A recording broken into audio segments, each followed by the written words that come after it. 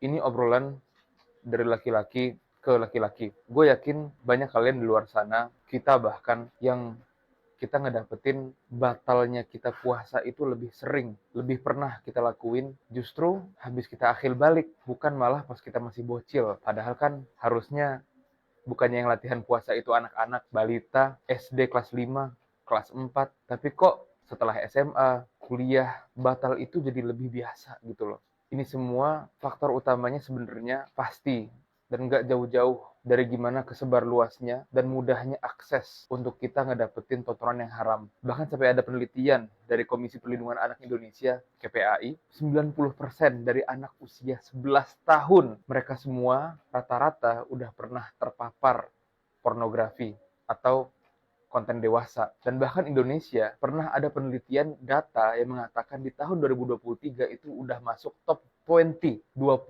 terbaik.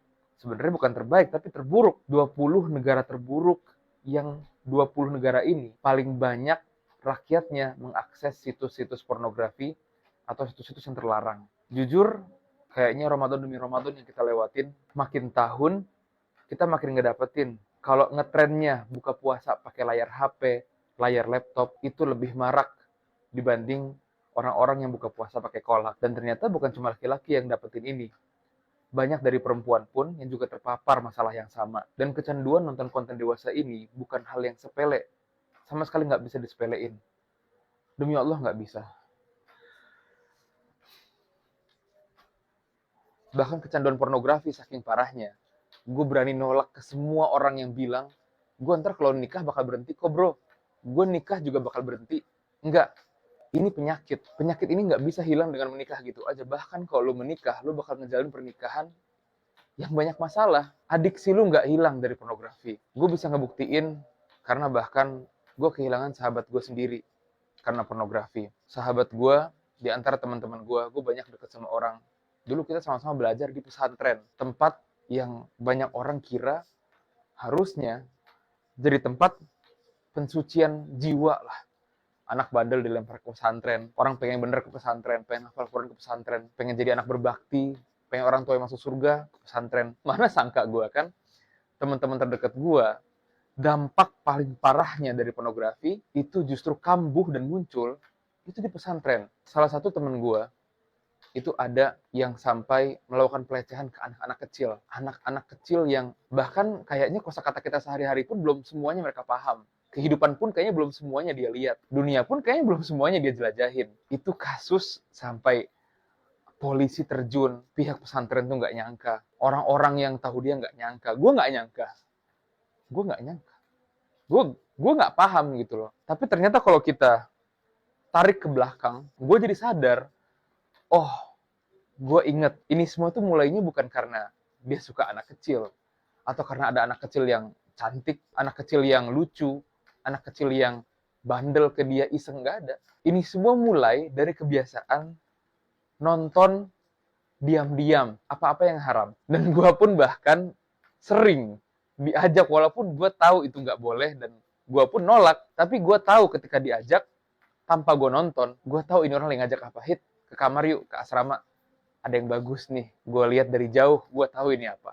Gue nggak mau masuk ke situ lagi, gue nggak mau tahu itu apa. Gue tahu seberapa dalamnya lu akan tenggelam kalau lu udah masuk ke sana lagi. Karena bahkan 90% orang yang udah pernah terpapar di 11 tahun, gue yakin ini penelitian lama. Mungkin sekarang udah 99%. Dari semua temen yang pernah gue temenin. Dari semua orang yang pernah gue barengin lah. Gue rasanya kayak bisa dihitung jari, 2-3 orang doang yang gue kenal yang mereka itu sepolos itu, nggak tahu istilah-istilah jorok, nggak tahu tentang adegan-adegan jorok. Dari SMP, pesantren, sampai kuliah. Dan gue kuliah pun masih kuliah agama. Sama, orang-orangnya sama. Karena ini udah jadi masalah internasional. Bahkan sampai ada pergerakan No Nut November atau NNN. Supaya di 1 bulan orang-orang ngelatih diri untuk berlepas dan rehabilitasi dari pornografi dan tontonan yang haram. Temen gue yang tanda kutip main-main dengan anak kecil, itu pun juga dimulai dengan candunya dia dengan tontonan haram yang gue nggak sangka secandu itu. Karena emang banyak penelitiannya. Makin kita tonton, makin kita nggak jaga pandangan kita, yang itu perintah agama kita, Tuhan kita juga perintahkan kayak gitu, Allah perintahkan kayak gitu, Rasulnya begitu. Semakin kita lihat, semakin kita jadiin mata kita sekeranjang itu, sebertebaran itulah kita mandang apapun itu segampang itu, semakin kita sebebas itu ngelihat apa-apa yang haram, jiwa kita, nafsu kita pasti minta lebih, pasti akan terus lapar. Ya kayak asam lambung lah. Kita begadang, makan, dan di tengah malam kita makannya itu sebelum tidur, karena udah ngantuk banget. Kita makan, kita tidur, pagi-paginya perut kita makin sakit gitu kan. Asam lambungnya dikasih pupuk terus. Sama lah kayak asam lambung, nonton beginian tuh. Kasus yang lainnya, bahkan ini teman pesantren gue lagi gitu kan. Itu sampai ada yang udah nikah, ini bukti ya. Kalau yang tadi gue bilang tuh bener gitu loh. Kalau lu nikah, itu bukan jadi otomatis lu dapat solusi dari seberapa lu edik banget, candu banget ke pornografi atau ke video yang haram lah. Dan ini nggak selalu tentang pornografi di website-website yang terlarang. Bisa jadi lu nonton aurat, bisa jadi lu candu ngeliatin perempuan di jalan dengan cara yang nggak bener, nggak normal. Banyak lah bentuk-bentuknya. Lu edik ke melihat yang haram ini. Ada temen yang deket sama gue juga, itu pernikahan hitungan bulan. Tiba-tiba dia selingkuh. Dan ternyata bahkan kalau kita tarik lagi pada masa masih di pesantren, masa sekolah, misalnya dia ketahuan bawa HP, dan ternyata tontonan tiap harinya, di tengah-tengah program belajar mengajar dia, tontonan tiap harinya tanpa henti, itu ya praktek PMO. Tontonan haram, mengeluarkan apa yang haram, melakukan apa yang haram.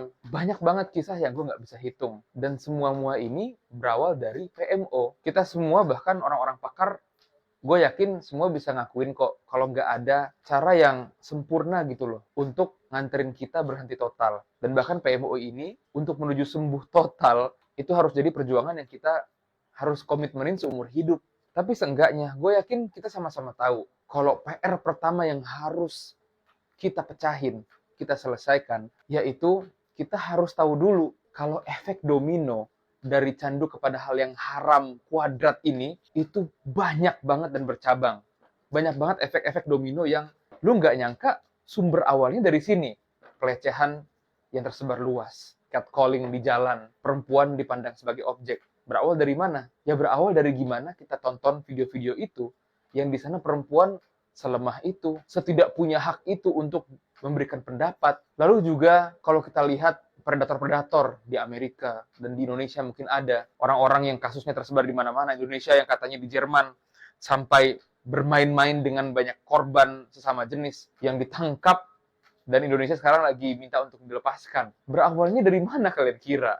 Gak mungkin tiba-tiba dia anak kecil terus tiba-tiba aja kepikiran gitu loh untuk aku pengen ngelakuin ini deh ke orang lain. Nggak bisa. Dari kita ngelihat banyak kasus, temen gue yang tadi gue cerita, dan selain kasus dia bahkan di pesantren yang sama, gue pernah dapetin di tahun yang sama, di satu tahun yang sama itu ada kasus yang padahal pesantren kita itu kita julukin punya tembok Cina, pembatas antara laki-laki dan perempuan, pesantren laki-laki, putra dan putri. Tapi ternyata sampai ada kejadian adik kelas yang kalau nggak salah satu SMP waktu itu mereka manjat nggak tahu lewat mana, mereka pelan-pelan udah kayak swiper di Dora the Explorer, tahu nggak kelihatan malam hari, kejemuran pesantren putri. Untuk ngapain coba?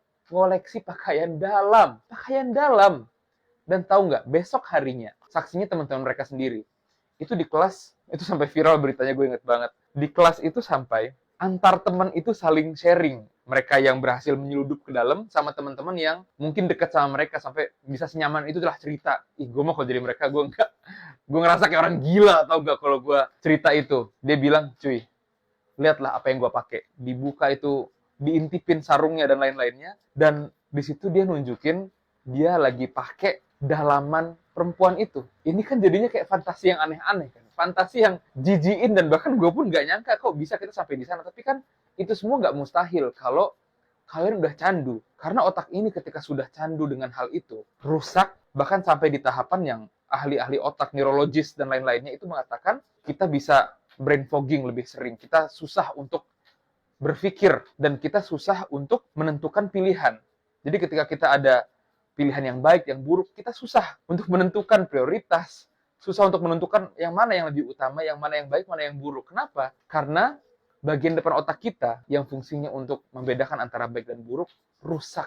Bahkan lebih parah, kata para ahli ilmuwan, daripada kita kecelakaan mobil dan gagal otak. Dan di tahun yang sama, setelah kejadian menyeludup ke pesantren putri, itu sampai ada yang menyeludup lagi, tapi kali ini sampai ke asrama mereka, dan dari jendela mereka menyentuh badan santriwati tersebut. Dan itu gue inget banget, ceritanya sampai trauma banget. Dan ya, itu semua kejadian, dan kalau gue ingat orang-orangnya, dan sekarang mereka masih aktif juga di dunia ini bermuamalah lain-lainnya, gue yakin mereka udah bertaubat, dan gue doain mereka bertaubat. Karena bahkan gue pribadi pun, yang benar kata peneliti-peneliti ya, data-data mengatakan 11 tahun anak Indonesia itu udah 90% terpapar.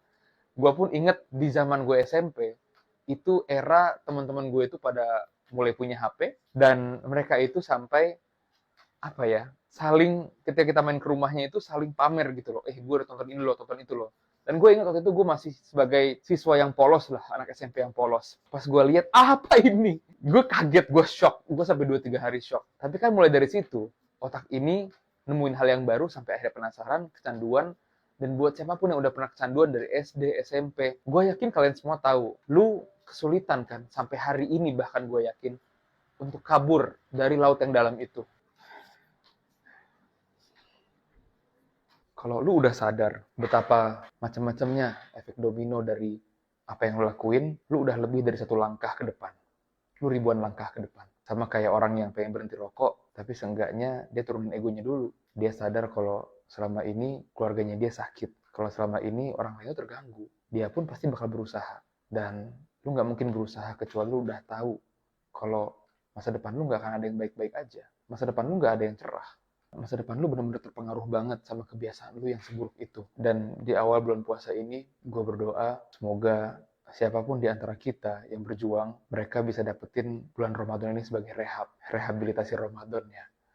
Bedanya dengan Nonat November, ya bulan Ramadan ini diisi dengan ibadah, dan kesempatan lu untuk bersih dan sembuh total itu lebih tinggi. Karena doa lu lebih kuat di bulan ini, dan lu pun didukung dengan ibadah dan aktivitas yang lainnya. Saran dari gue pribadi untuk kita semua, teruslah cari komunitas yang baik, komunitas yang kegiatannya itu banyak banget, yang lu pun di hari itu capek, lelah untuk ngelakuin segala macam kegiatan dengan komunitas itu. Bahkan Allah sendiri yang berfirman, فَإِذَا فَرَغْتَ فَانْصَبْ وَإِلَى رَبِّكَ فَارْغَب. Jika kalian udah kosong dari satu kegiatan yang bermanfaat, yang halal, fansab, maka berpindahlah, lakuin kegiatan lain setelahnya yang bermanfaat dan halal juga. Kenapa sih perintah ini segitu, menyala? Dan lu akhirnya ngedong makna dari ayat ini, kayak ngena banget ke kita.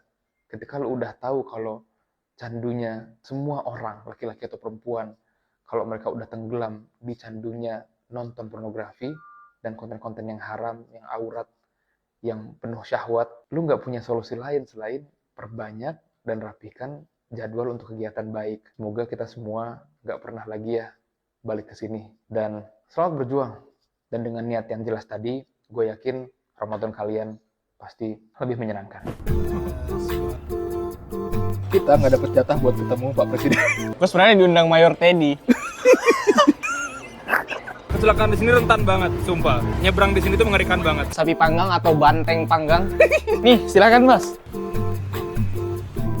Indah pemandangan. Punya istri 2? Istri 2. Istri 2. Ini sih, Muat buat 3 orang berarti? buat 3 orang. Dan di sini cuma 1 dibanding 1000 pengendara motor doang yang pakai helm. Gak ada yang beli.